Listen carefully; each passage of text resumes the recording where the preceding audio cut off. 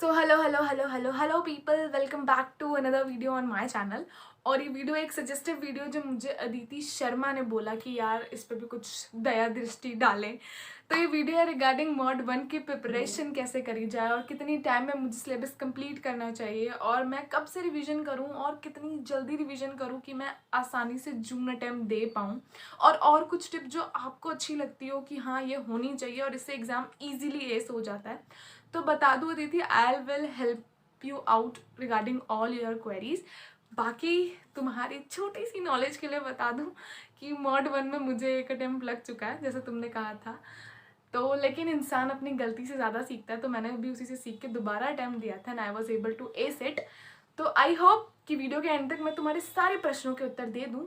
बाकी और कोई डाउट हो तो do let me know in the comment section and चलो। सो स्टेप 1 है, सबसे पहले अपना अथाह सागर पूरा कर लो, मतलब अपना सिलेबस संपूर्ण रूप से खत्म कर लो। क्लासेस, सिर्फ क्लासेस को तुम्हें 15th of March max 30th of March तक कंप्लीट करना है। क्या इसका मतलब ये है कि अगर मैं उसके बाद खत्म करूँ तो मैं नहीं कर पाऊंगा? इसका मतलब ये बिल्कुल नहीं है कि तुम इसके बाद 2-3 दिन एक्स्ट्रा लेके खत्म करते हो तो नहीं कर पाओगे। कर लोगे इजिली, लेकिन मेजॉरिटी यानी मतलब 95% तक सिलेबस तुम 15th ऑफ मार्च या तो 30th ऑफ मार्च तक खत्म कर लो। So step number 2 is 1st of April से लेकर 30th ऑफ अप्रैल तक अपना सारा सिलेबस रिवाइज कर लो। आपको पता है आप क्या कह रही हो? 110 चैप्टर जिसको 30 से डिवाइड करें तो डेली के 4 बनते हैं, उसे तुम एक महीने में खत्म कर लो। हाँ तो यार 4 चैप्टर में से एक तो सब्जेक्टिव है ही नहीं, टैक्सेशन सब्जेक्टिव नहीं है, एमसीक्यू बेस्ड है, वो तो पढ़ना ही नहीं, वो तो खुद को समझाना है सिर्फ। और रही बात बाकी 3 की, तो शायद तुम्हारा एक सब्जेक्ट बहुत फेवरेट होगा, जेआईजीएल होगा या एसबीसी होगा या कंपनी लॉ होगा, उसको पढ़ने में तो थोड़ा ही टाइम लगता है। तो बचा कितना? 2 चैप्टर्स अ डे। सिर्फ 2 चैप्टर पढ़ने के लिए कह रही हूँ। और अगर ऐसे 30 दिन हुआ तो इजीली तुम्हारा सिलेबस कंप्लीट हो जाएगा यार। और अभी तो हम राइटिंग प्रैक्टिस कर ही नहीं रहे, हम सिर्फ सिलेबस याद कर रहे हैं। तो इंश्योर करो कि 1st ऑफ अप्रैल से लेकर 30th ऑफ अप्रैल, चलो 2 दिन फालतू, 2nd ऑफ मई तक सारा सिलेबस एक बार रिवाइज हो जाना चाहिए।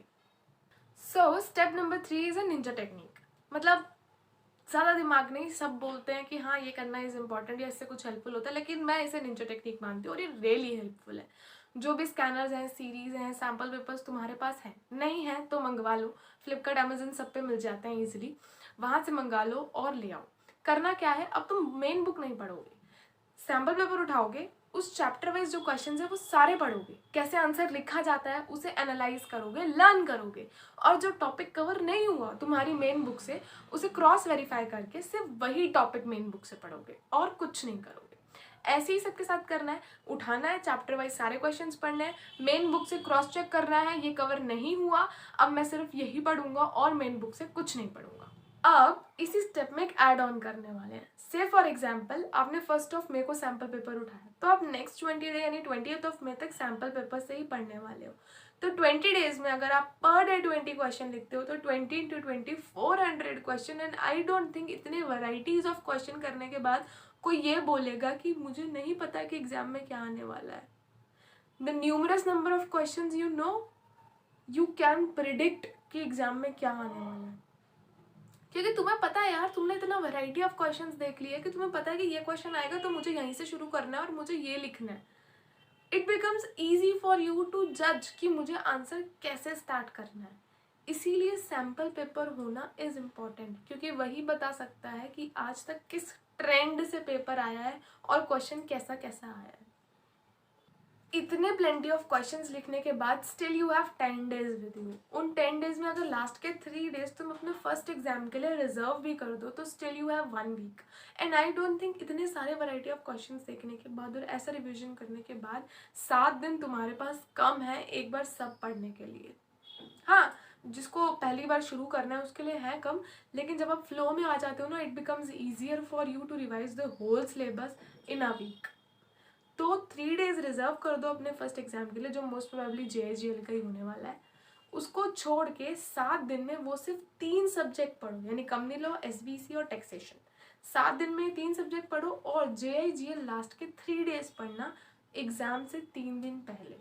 और तो इन सबको इकट्ठा किया जाए तो कंक्लूजन यही है कि अपना सिलेबस 31 मार्च तक कंप्लीट कर लो। फर्स्ट सिलेबस का रिवीजन 30 अप्रैल तक कंप्लीट कर लो। सेकंड रिवीजन 20 मई तक कंप्लीट कर लो। और वो 1 वीक जो तुम्हारा एक्स्ट्रा बचा ना, उसमें वो सब रिवाइज कर लो जो रहता है तुम्हारे एंड से। बाकी जो लास्ट के 4 डेज बचे 27, 28, 29, 30, इसमें तुम अपना फर्स्ट सब्जेक्ट पढ़ोगे जिसका पहला एग्जाम है, JGL का ही होता है मोस्ट प्रोबेबली। तो 4 दिन तुम्हें सिर्फ वही पढ़ना है। And I am telling you वो 4 दिन भी तुम्हें बहुत लगेंगे यार। 4 दिन सिर्फ JGL, और कुछ नहीं पढ़ सकता क्या? तो सिर्फ इतना फॉलो करो एंड दैट्स इट। बाकी आई होप अदिति मैंने तुम्हारे सारे क्वेश्चंस का आंसर कर दिया है। अभी भी तुम्हारा कोई डाउट हो तो do let me know in the comment section and मिलते हैं नेक्स्ट वीडियो में।